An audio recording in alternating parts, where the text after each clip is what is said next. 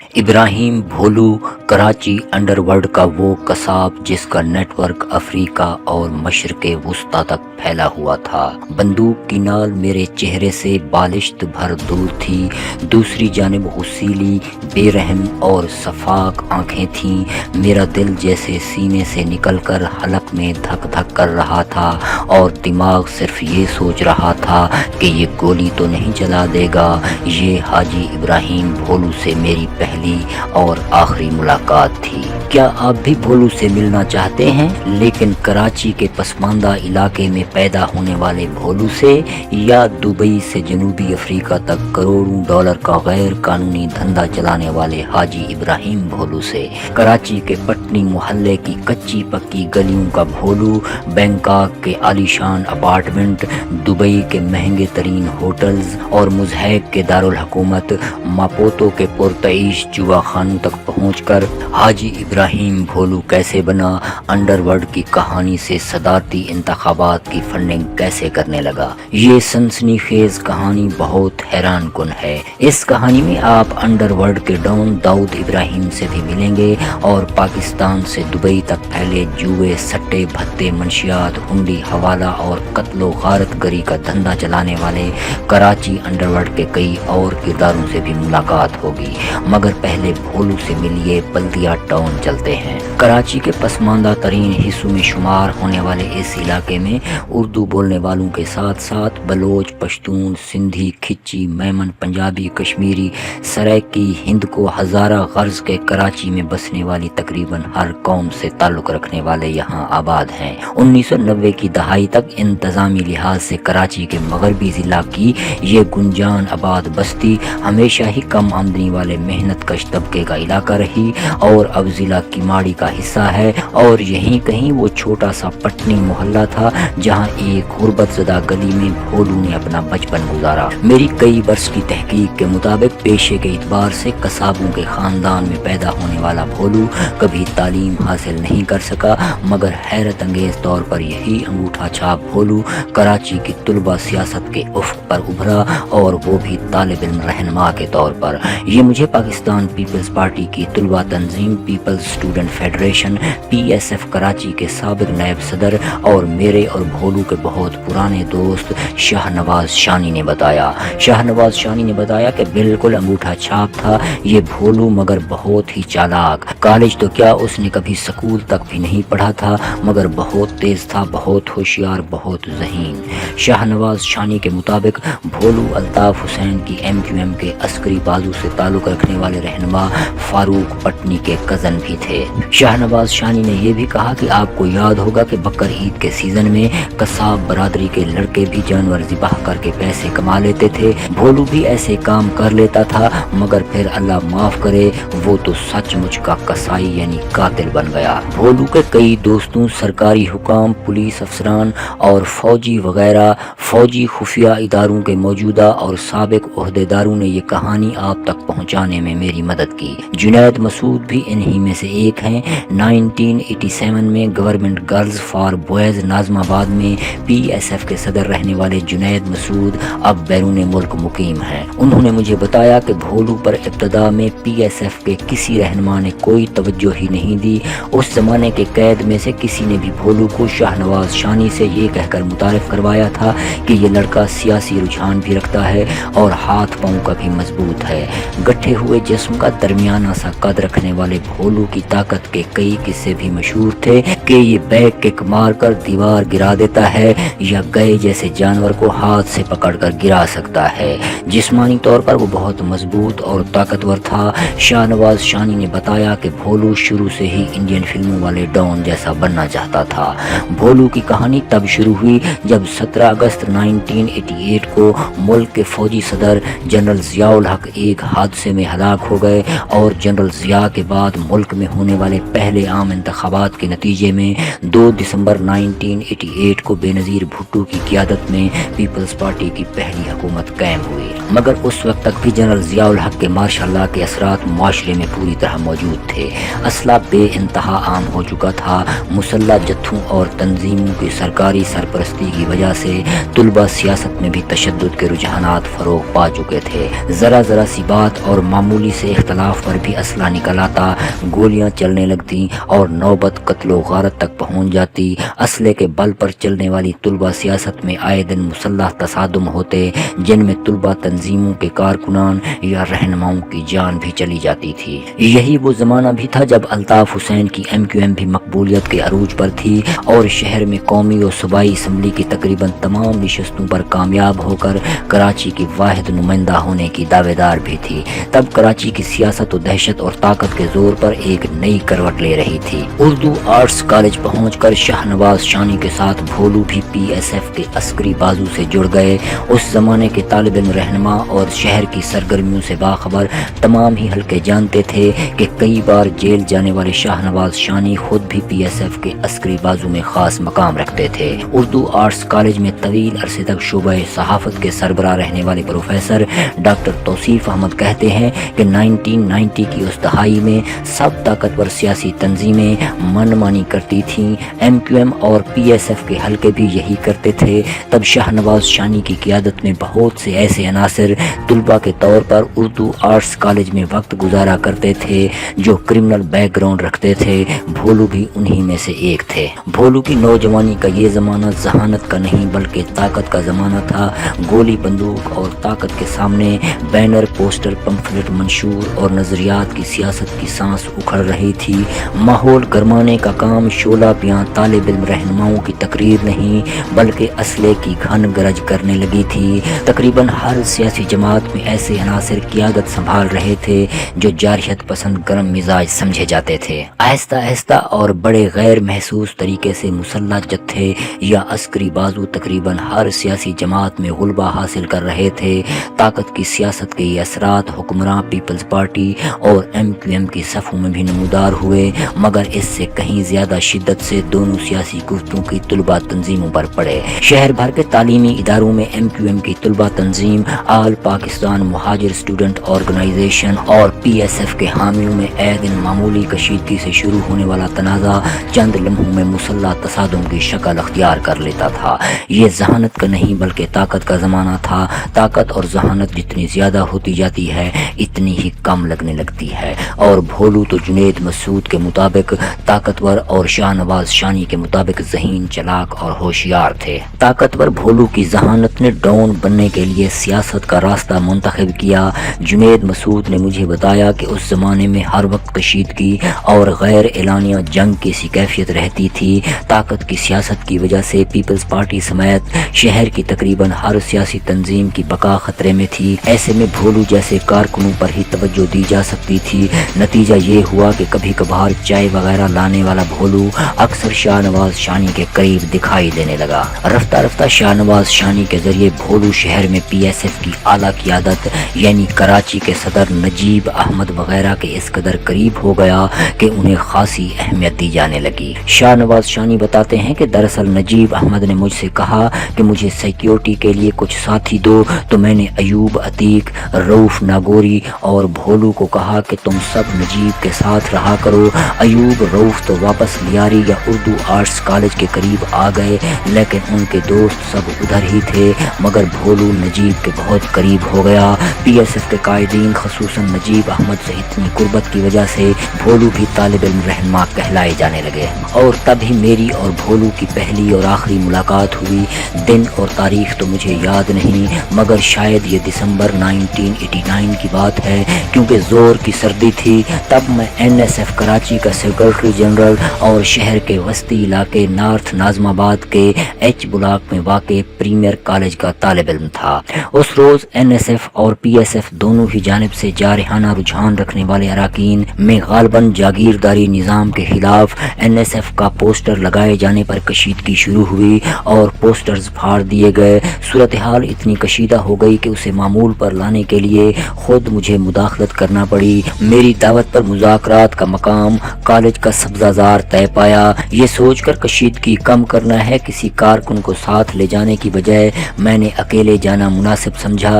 دوسری جانب سے آئے کلیم آفندی، فرضی نام اس لیے کہ PSF کے یہ دوست اب ایک بڑے مالیاتی ادارے میں گروپ डायरेक्टर کے عہدے پر فائز ہیں اور ان کا نام زہر ہو جانے سے ان کی پیشہ ورانہ ساکھ متاثر ہو سکتی ہے۔ پریمیئر کالج کے طالب علم کلیم افندی تو میرے دوست بھی تھے، مگر بات چیت کے لیے ایک اور نوجوان بھی کلیم کے ساتھ آیا جو میرے لیے بالکل اجنبی تھا، اور وہ تھا بھولو۔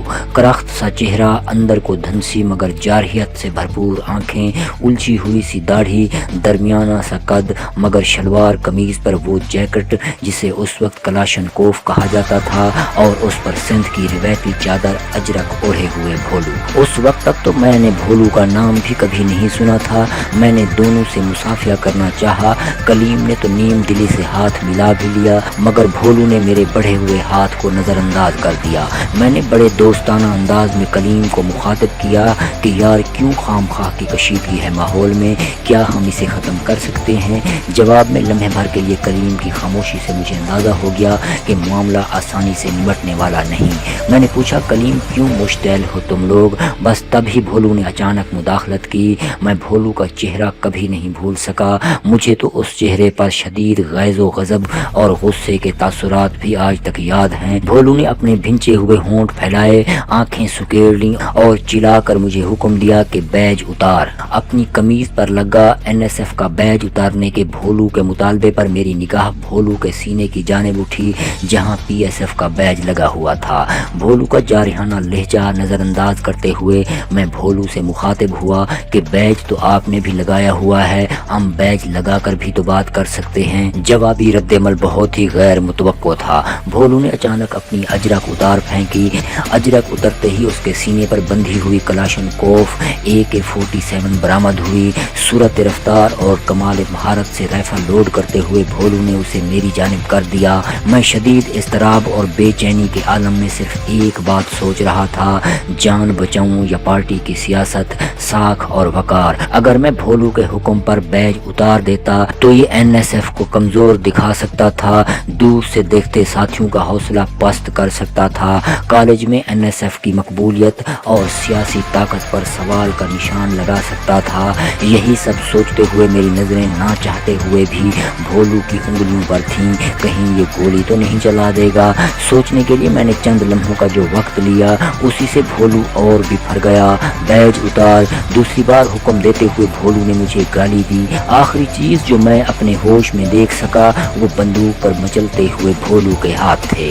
بیج نہ اتارنے پر شدید مشتعل بھولو نے جھنجلا کر بندوق کا بٹ مجھے دے مارا، اور پھر آس پاس موجود ان کے دیگر ساتھی مجھ پر پل پڑے۔ جس کے ہاتھ میں جو چیز آئی اس نے اس سے مجھ پر حملہ کر دیا۔ ہوش آیا تو پہلی چیز جو نظر آئی وہ بالکل میرے برابر میں ہاتھ کی دسترست میں پڑی ہوئی کینچی تھی۔ میں نے اپنے دفاع میں کینچی اٹھائی اور جو پہلا انسانی ہاتھ نظر آیا کینچی اس کی طرف تان لی، مگر حواس بحال ہونے پر سمجھ میں آیا کہ وہ کینچی دراصل ایک ڈاکٹر کی تھی جو نارتھ ناظم آباد کے ضیاء الدین ہسپتال میں میرے زخموں کی مرہم پٹی کر رہے تھے۔ یہ بھی سمجھ میں آیا کہ میری اور بھولو کی پہلی اور آخری ملاقات ختم ہو چکی ہے۔ جس زمانے میں بھولو سے میری ملاقات ہوئی بالکل اسی دوران حکمران پیپلز پارٹی کی سیاسی پروفائل بدعنوانی کے الزامات سے دھندلانے لگی اور ملک کے سیاسی افق پر ایک عجیب نقشہ بننے لگا۔ تب تک بے نظیر بھٹو حکومت کی اتحادی رہنے والی MQM نے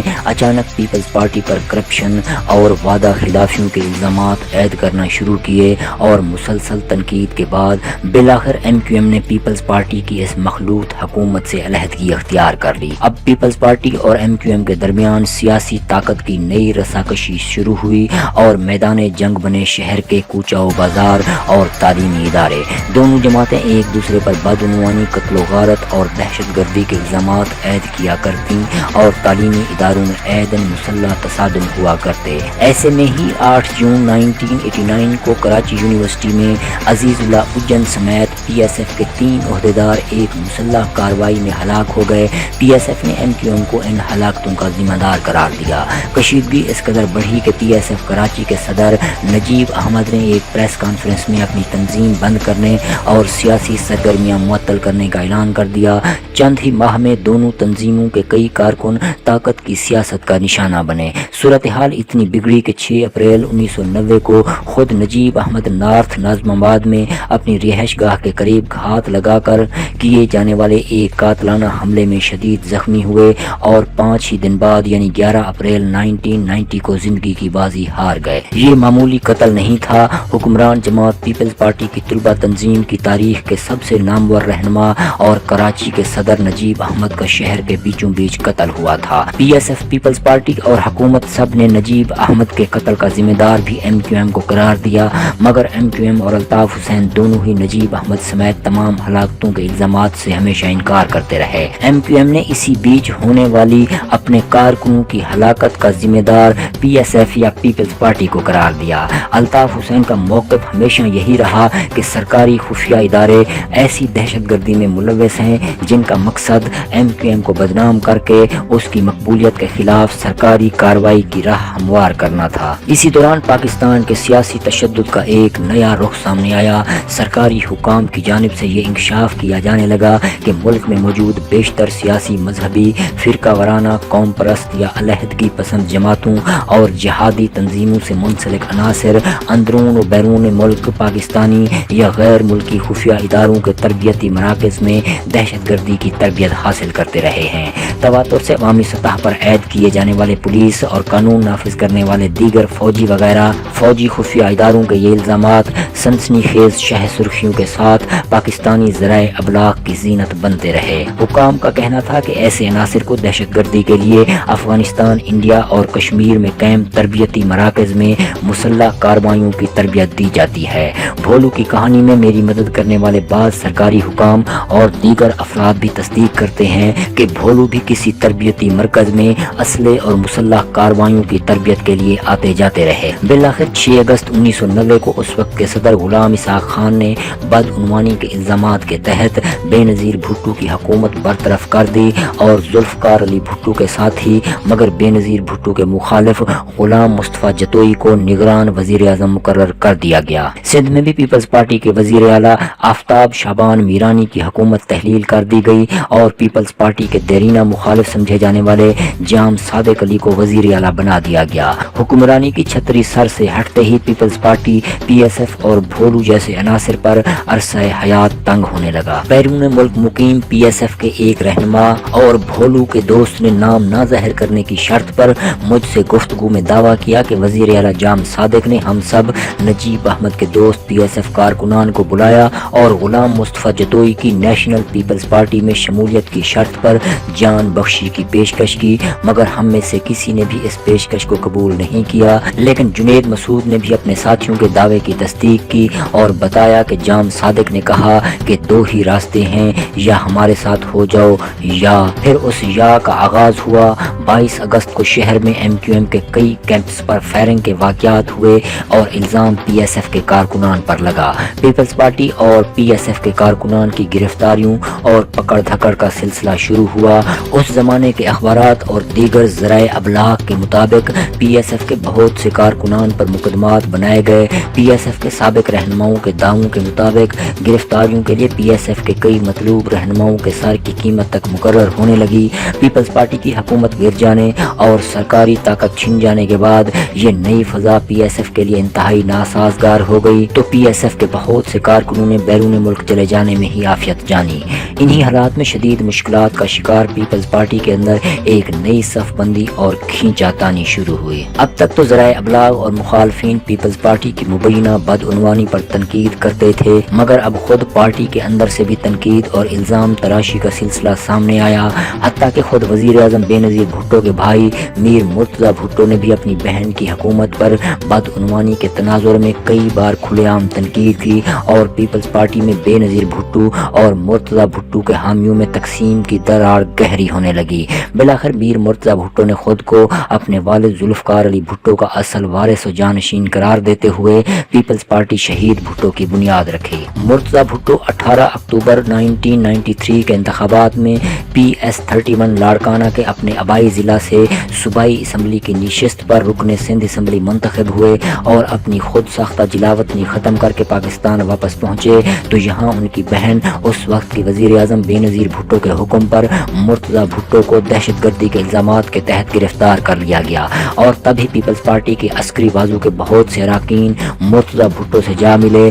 جنید مسعود کا کہنا ہے کہ پھر بھولو سے ہمارے رابطے ٹوٹ लौट गए, वो भी मुर्तजा भुट्टो के साथ जा मिला। पाकिस्तानी हुकाम की अक्सरियत का कई बरस तक ख्याल रहा कि मुर्तजा भुट्टो एक शिद्दत पसंद तंजीम अल जुल्फकार की क़ियादत करते थे, जो जनरल ज़ियाउल हक के दौर और बेनज़ीर भुट्टो की हुकूमत के दौरान भी दहशतगर्दी के कई वाक़यात में मुलव्वस रही। अगरचे रियासती इदारों ने सिंध में दहशतगर्दी के कई वाक़यात को बरसों तक अल जुल्फकार से मंसूब किया, मगर पीपल्स पार्टी और मुर्तजा भुट्टो हमेशा अल जुल्फकार के वजूद से ही इनकारी रहे और इसे रियासती हुकाम का मन घड़त और फर्जी हवा करार देते रहे। लेकिन शाहनवाज शानी ने मुझसे गुफ्तगू में तस्दीक की कि भोलू भी अल जुल्फकार का हिस्सा बन गए थे। पुलिस रिकॉर्ड, तफ्तीशकारों, अदालती दस्तावेजात, सरकारी हुकाम और PSF के दोस्तों के मुताबिक ज़हीन और ताकतवर भोलू अल जुल्फकार से जुड़कर भी बहुत कुछ करते रहे और मुबैना तौर पर मुर्तजा भुट्टो के करीबी साथी अली सुनारा वगैरह के साथ मिलकर दहशतगर्दी के कई वाक़यात में मुलव्वस रहे।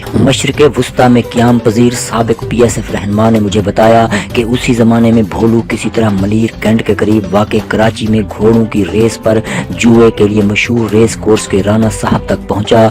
कई साल पहले एक हसास सरकारी ओहदेदार ने मुझे बताया कि पता नहीं कि उनका ज़ाती शौक था या पैसे की कशिश थी या फिर वो बतौर ड्यूटी ये सब करते थे, मगर हमारे भी कुछ अफसरान रेस कोर्स के मामलात से मुंसलिक रहे। मशरिक़ वुस्ता में मुकीम भोलू के दोस्त और PSF रहनुमा का कहना है कि फिर शायद इन्हीं राना साहब और उनकी बेगम ने भोलू को समझाया कि कराची में हालात तुम्हारे लिए ठीक नहीं। राना साहब और उनकी बेगम ने भोलू को पेशकश की कि अगर भोलू चाहें तो राना साहब अफ्रीकी मुल्क मुज़हक जाने के लिए भोलू की मदद कर सकते हैं। अब राना साहब और उनकी बेगम की मदद से भोलू मुज़हक पहुंचे। नाम जाहिर न करने की शर्त पर एक मुश्तरका दोस्त ने बताया कि भोलू के जाने के कुछ अरसे बाद उनके करीबी दोस्त और साबिक PSF रहनुमा मंजर अब्बास जाफरी भी जनूबी अफ्रीका पहुंचे। कराची पुलिस के कई साबिक और बाज़ मौजूदा आला अफसरान के मुताबिक पंजाब के शहर गुजरात से ताल्लुक़ रखने वाले मंजर अब्बास जाफरी भी उसी रास्ते के मुसाफिर थे जिस पर भोलू चल रहे थे। भोलू और मंजर PSF के मकतूल सदर नजीब के करीबी साथी रहे थे और एक गैर फौजी खुफिया इदारे के साबिक अफसर के मुताबिक दोनों की केमिस्ट्री मैच करती थी। शाहनवाज शानी का कहना है कि मोज़म्बिक जाने के बाद भी भोलू कई बार पाकिस्तान आते जाते रहे। एक बार वो आया तो मुझे अपनी कामयाबी के किस्से सुना रहा था। मैंने पूछा कि ये बताओ कि इधर के बेवकूफ़ उधर जाकर डॉन कैसे बन जाते हैं, तो भोलू हंसने लगा। शाहनवाज शानी का यही सवाल मेरे लिए भी एक ऐसी पहेली बना रहा जिसका जवाब तलाश करने में मुझे कई साल लगे और ये जवाब मुझे मिला अफ्रीकी मुल्क में पाकिस्तानी गैंगस्टर के साथ तवील अरसे तक जुड़े रहने वाले अपने एक जरिए से जो ज़माना तालिब इल्मी में कभी मेरे राब्ते में रहे थे। मेरे जरिए के मुताबिक दरअसल मोज़म्बिक में एक पाकिस्तानी मेमन सेठ, जिनका नाम किसी वजह से उन्होंने भी ज़हर नहीं किया, भोलू और मंजर से कहीं पहले मोज़म्बिक के अंडरवर्ल्ड धंधे के बड़े खिलाड़ी बन चुके थे। असल में उसी मेमन सेठ ने ही भोलू मंजर गैंग को मकामी अंडरवर्ल्ड पर छा जाने के लिए मदद और रहनुमाई फराहम की। वो मेमन सेठ अंडरवर्ल्ड धंधों में दाऊद इब्राहिम से भी जुड़े हुए थे। मेरे जरिए के मुताबिक वो मेमन सेठ कराची रेस कोर्स के राना साहब से भी राब्ते में थे और उन्होंने भोलू और मंजर के जरिए अपने काम को अरूज पर पहुंचाया। बाद मुश्तरका दोस्तों के मुताबिक भोलू और मंजर ने फिर जनूबी अफ्रीका पहुंचने पर मेमन सेठ की बताई गई हिकमत अमली पर जोहानिसबर्ग से मोज़म्बिक के दारुल हुकूमत मापुतो तक एक मुनज़्ज़म ग्रोह तश्कील दिया। कराची अंडरवर्ल्ड के अहम किरदार रहने वाले भोलू और मंजर के लिए ताकत और पैसे के जोर पर मापुतो के जराइम पेशा अफराद के धंधे पर कब्जा कर लेना बहुत ही आसान साबित हुआ। मशरिक़ वुस्ता में मुकीम दोस्त के मुताबिक पहले तो भोलू मंजर ग्रोह ने डिस्को क्लब की आड़ में जराइम के धंधे चलाने वाली मापुतो की अंडरवर्ल्ड से टक्कर ली। भोलू मंजर गैंग ने जल्द ही मकामी जराइम पेशा ग्रोहों को मार भगाया और खुद गैर कानूनी धंधों के हर शोबे पर काबिज होते चले गए। भोलू मंजर गैंग ने शराब, जुआ, मुंशियात, जेली करेंसी, सट्टेबाजी, हुंडी, हवाला और स्मगलिंग समेत हर वो गैर कानूनी काम किया जिसमें बेतहाशा पैसा कमाया जा सकता था। पैसे के बल पर ताकत और ताकत के बल पर मजीद पैसा के फार्मूले पर उस ग्रोह ने जनूबी अफ्रीका से मशरिक़ वुस्ता तक एक बहुत ही मुनज़्ज़म नेटवर्क बना लिया। बाज़ इंतहाई करीबी ज़राए ने नाम ज़हर न करने की शर्त पर बताया कि भोलू और मंजर और PSF के अस्करी बाजू से अलहदा होने वाले बहुत से साबिक लोग भी उस गैंग का हिस्सा बनते गए। मगर जल्द ही जनूबी अफ्रीका के शहर जोहानिसबर्ग में पहले ही से मौजूद जराइम पेशा अनासिर का एक और गिरोह भोलू मंजर गैंग के सामने आ खड़ा हुआ और ये गिरोह दरअसल दाऊद इब्राहिम के साबिक दस्ते रास्त और बाद में सबसे बड़े दुश्मन बन जाने वाले छोटा राजन का नेटवर्क था। भोलू और मंजर को उनके खिलाफ लड़ाई में दाऊद इब्राहिम की भी भरपूर मदद हासिल रही, क्योंकि छोटा राजन ने दाऊद इब्राहिम से किनारा कशी करके मुबैना तौर पर इंडियन खुफिया इदारों से हाथ मिला लिया था। दाऊद इब्राहिम, उनके पाकिस्तानी दोस्तों और भोलू मंजर गैंग सब ने मिलकर छोटा राजन नेटवर्क समेत सब को ठिकाने लगाना शुरू किया। कराची पुलिस के साबिक अफसर SSP रो अनवार ने भी मुझे बताया कि जल्द ही जनूबी अफ्रीका में भोलू के पास बहुत पैसे आ गए। PSF के कम अज कम 2 साबिक ओहदेदारों ने मुझसे गुफ्तगू में तस्दीक की कि एक ऐसा वक्त आया जब भोलू और मंजर गैंग मौज मुबीक के सदारती इंतखाबात के उम्मीदवारों को फंडिंग करने लगा। यानी पटनी महल्ले का अंगूठा छाप भोलू ये फैसले करने लगा कि मौज मुबीक जैसे मुल्क में सदर कौन होगा। कराची जेल में मेरे जरिए के मुताबिक भोलू ने मौज मुबीक में अपने गॉड फादर मेमन सेठ की साहबजादी से शादी भी कर ली। भोलू के 2 बच्चे भी थे। इसी बीच में इधर पाकिस्तान में एक नया खेल शुरू हुआ। नवाज शरीफ की हुकूमत ने फौज और रियासती इदारों की मदद से सिंध में कच्चे के इलाके में डाकुओं और अगवा बराए तावान की वारदातों के खिलाफ 1992 का ऑपरेशन क्लीन अप शुरू किया, मगर 19 जून 1992 को अचानक ही इस ऑपरेशन का रुख अल्ताफ हुसैन की MQM की जानिब मुड़ गया। 1994 में जब ऑपरेशन अपने अरूज पर था और इंतहाई मुतनाज़ा पुलिस मुकाबलों और हरासत के दौरान MQM के अराकीन को मावराए अदालत हलाकतों का सिलसिला शुरू हुआ, तो MQM के अस्करी बाजू के अराकीन ने भी मुल्क से निकल जाने में ही आफियत जानी और MQM के भी बहुत से लोग उसी जनूबी अफ्रीका पहुंचे जहां भोलू और मंजर गैंग पहले ही से मजबूत नेटवर्क चला रहे थे। अब एक नए सिलसिले का आगाज हुआ। अब फरावानी से ताकत और पैसा रखने वाले भोलू और मंजर को अपनी नौजवानी के ज़माने की दोस्तियां और दुश्मनियां दोनों याद आईं। भोलू मंजर गैंग ने जनूबी अफ्रीका पहुंचने वाले अपने देरीना मुखालफिन यानी MQM अराकीन को जनूबी अफ्रीकी शहरों में आड़े हाथों लिया।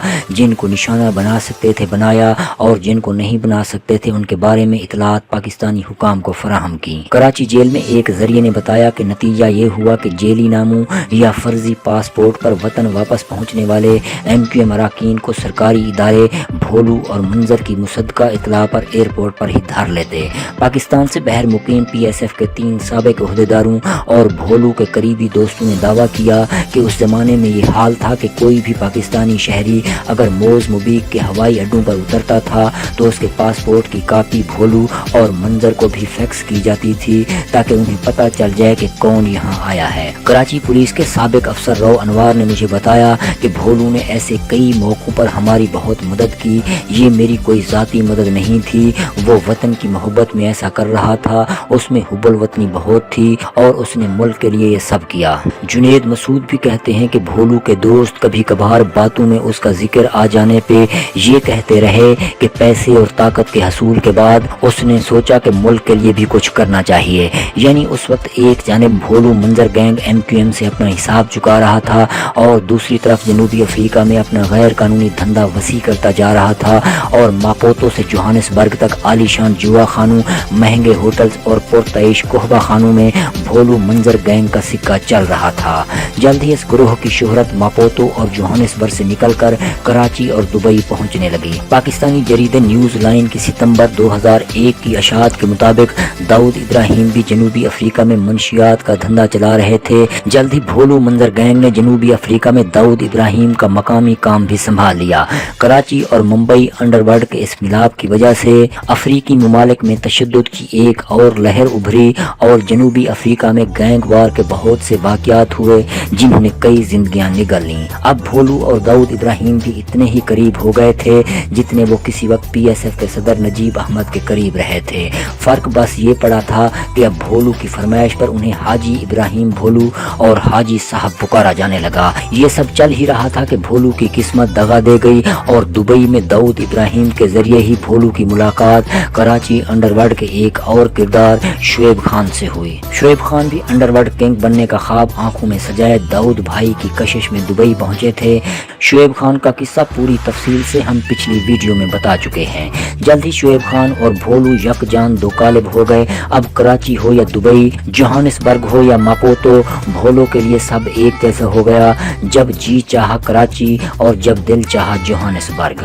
بھولو کا زوال تب شروع ہوا جب داؤد ابراہیم نے دھندے میں اپنے سب سے بڑے مخالف اور کسی وقت میں اپنے سب سے قریبی ساتھی چھوٹا راجن کو راستے سے ہٹانے کا فیصلہ کیا، اور اس کام کی فرمائش داؤد ابراہیم نے شعیب خان سے کی، جو کراچی انڈرورلڈ معاملات میں داؤد ابراہیم کے پارٹنر بن چکے تھے۔ چھوٹا راجن مبینہ طور پر انڈین خفیہ اداروں سے ہاتھ ملا کر داؤد ابراہیم کے خلاف اپنا گروہ تشکیل دے چکے تھے اور بینکاک میں اپنے ایک بااعتماد ساتھی اور ٹاپ شوٹر روہت شرما کے اپارٹمنٹ میں مقیم تھے۔ شعیب خان نے چھوٹا راجن کو راستے سے ہٹانے کا یہ کام بھولو کے سپرد کیا۔ انڈین ذریعے کے مطابق کراچی سے بھولو کے ساتھیوں کا پہلا دستہ 31 اگست سن 2000 کو ان واضح ہدایات کے ساتھ بینکاک پہنچا کہ یا تو راجن کو کراچی لے آؤ ورنہ ختم کر ڈالو۔ نیوز لائن کے مطابق بھولو نے راجن کے قتل کے لیے جن لوگوں کا انتخاب کیا ان میں سے 3 کا تعلق ماضی میں الذوالفقار سے رہ چکا تھا اور انہیں کام کر دینے کے عوض بڑی رقم کی پیشکش کی گئی تھی۔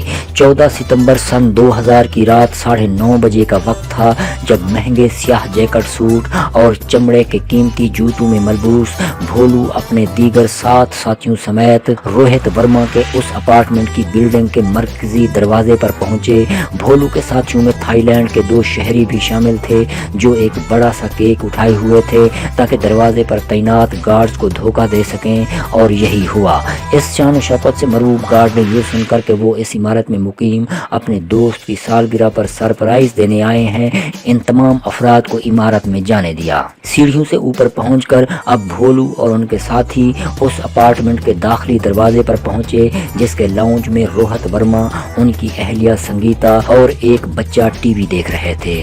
دروازے پر گھنٹی کی آواز سن کر پیپ آئی سے کسی نے اندر سے جھانک کر دیکھا تو سامنے 2 مسکراتے ہوئے تھائی باشندے بڑا سا کیک اٹھائے تو دکھائی دیے، مگر دیوار سے چپکے کھڑے ہوئے بھولو اور ان کے ساتھی نظر نہیں آ سکے، اور یہی دھوکہ بہت مہنگا پڑا۔ دروازہ کھلتے ہی 9mm کی پستولوں سے لیس بھولو اور ان کے ساتھی اندر داخل ہوئے اور گولیوں کی بچھاڑ کر دی۔ گولیاں لگنے سے سب سے پہلے تو روہت ورما گرے، پھر ایک گولی انہیں بچانے کے لیے دوڑتی ہوئی ان کی اہلیہ سنگیتا کو لگی۔ یہ سب دیکھ کر حواس باختہ ہو جانے والی روہت کی گھریلو ملازمہ کمیلا باورچی خانہ کے دروازے کی جانب بھاگی، مگر بھولو اور ان کے ساتھیوں کو جس شکار یعنی چھوٹا راجن کی تلاش تھی وہ کہیں دکھائی نہیں دیا۔ پھر اچانک کسی سائے نے بیڈ روم کی بالکونی سے نیچے گارڈن میں چھلانگ لگائی، یہی چھوٹا راجن تھا۔